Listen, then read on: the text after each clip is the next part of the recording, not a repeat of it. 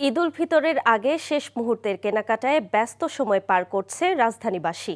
অভিজাত shopping mall থেকে শুরু করে ছোট বড় বিপণী বিতান আর ফুটপাতের দোকানগুলোতে ক্রেতা বিক্রেতা সবাই ব্যস্ত সময় পার করছেন। তবে ইতোমধ্যে অসংখ্য মানুষ ঢাকা ছেড়ে যাওয়ায় ক্রেতাদের ভিড় আগের তুলনায় অনেকটা কম। বিস্তারিত আরাফাত ইসলামের রিপোর্টে। চাঁদ দেখা সাপেক্ষে আগামী শুক্রবার বা শনিবার উদযাপিত হবে মুসলিমদের সবচেয়ে বড় ধর্মীয় উৎসব পবিত্র ঈদ উল ফিতর।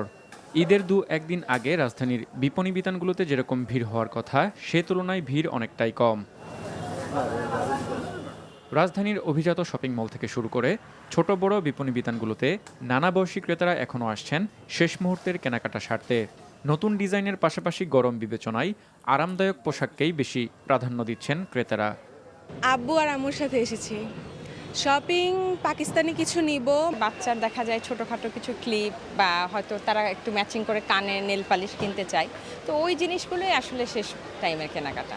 দেশি পণ্যের প্রতি আমাদের এখন কাস্টমারের এটা বেশি, আর আমাদের তাঁতের শাড়িটা বেশি বিক্রি হচ্ছে। নারীরা আগেভাগেই পোশাক কিনে ফেলায় শেষ দিকে জুতা, ব্যাগ আর প্রসাধনী সামগ্রীর দোকানে কেনাকাটা অনেকটাই বেড়েছে। পোশাকের সাথে ম্যাচিং করে বাহারি গহনার খোঁজে নারীরা ছুটছেন দোকানে দোকানে। শুরুতে কিনেছি, ড্রেস কিনে ফেলেছি, আর লাস্ট মোমেন্টে এখন জুয়েলারি এগুলো কিনতেছি।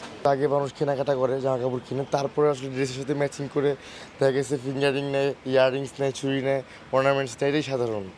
এবং গতবারের তুলনায় এবারে আমাদের আসলে বিজনেসও খুব ভালো। পিছিয়ে নেই ফুটপাতের দোকানগুলোও।